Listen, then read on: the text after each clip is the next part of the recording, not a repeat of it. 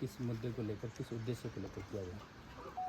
उत्तराखंड में seed certification और organic production ये एजेंसी है सरकार की। और हमारा काम ये है कि सीड में तो काम हम केवल जो करते हैं उत्तराखंड के अंदर, और गेहूं में हमारा ख़ास तौर से काम है। हिंदुस्तान के सबसे बड़े हम सीड के एजेंसी हैं। लगभग 44 लाख क्विंटल बीज जो है हमारे एक ही ज़िले से जो है जाता है पूरे देश में। लेकिन ऑर्गेनिक प्रोडक्शन जो है, जो किसान जो भी चीज़ पैदा करता है, किसान ज़्यादा से ज़्यादा ऑर्गेनिक पैदा करे। प्रधानमंत्री नरेंद्र मोदी जी की बहुत बड़ी इच्छा है कि किसान ऑर्गेनिक की तरफ को जाए, ताकि किसान जो भी पैदा कर रहा है उसकी वैल्यू उसकी बढ़े, उसकी फसल की। और इस काम को जो किसान करता है उसको कहीं ना कहीं उसकी सर्टिफिकेट उसको चाहिए। तो वो जो सर्टिफिकेट देने का काम है, उस काम को जो है हमारी एजेंसी करती है। मैं उस एजेंसी में जो है मैं इस समय चेयरमैन हूँ, और मैं पहले मेंबर पार्लियामेंट था नैनीताल लोकसभा से। और राजस्थान आने के पीछे, राजस्थान आए, कल हम लोग गुजरात में भी थे। तो हम चाह रहे हैं कि यहाँ जो किसान हैं वह ऑर्गेनिक खेती की तरफ जाएं। अभी भी हम बहुत से किसानों के बीच में यहाँ राजस्थान में काम कर रहे हैं।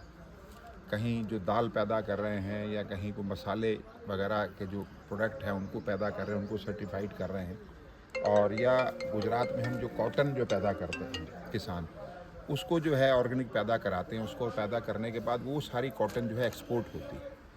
तो इस इलाके में विशेष रूप से जो किसान जो है खजूर के खेती में जो किसान आए और अनार की खेती में आए, तो इसमें से अनार में तो पेस्टिसाइड और जो है बाकी दवाइयाँ वगैरह सब पड़ती हैं, खादें पड़ती हैं। लेकिन खजूर जो है उसमें कोई दवाई कोई किसी तरीके की कुछ नहीं पड़ती है, तभी वो अच्छी होती है। लेकिन किसानों को उसकी और अच्छी वैल्यू मिले। अब अगर वो कहीं अपनी खजूर भेजता है, अच्छी पैकिंग करके भेजता है। सुबह मैं किसानों के बीच में गया तो उनके मैंने डिब्बे देखे, तो अगर उसके ऊपर उसका अगर ऑर्गेनिक होने का उसके ऊपर सर्टिफिकेट लगा हो, तो उसकी कीमत जो है 5 से 10%, 20% और कई बार कई गुना ज़्यादा बढ़ जाती है। इस समय पूरी दुनिया के अंदर एक जागरूकता पैदा हुई है। हर आदमी जो है ऑर्गेनिक खाना चाहता है। और जो है ये जो दवाइयाँ और जो खादों के कारण से सारी हमारी सब्जियां जहर हो गई हैं, हमारी फसलें जहर हो गई हैं। आज से 25, 30, 40 साल पहले जो है ना किसी को किडनी की बीमारी होती थी, ना किसी को लीवर की बीमारी होती थी, ना कैंसर की बीमारी होती थी।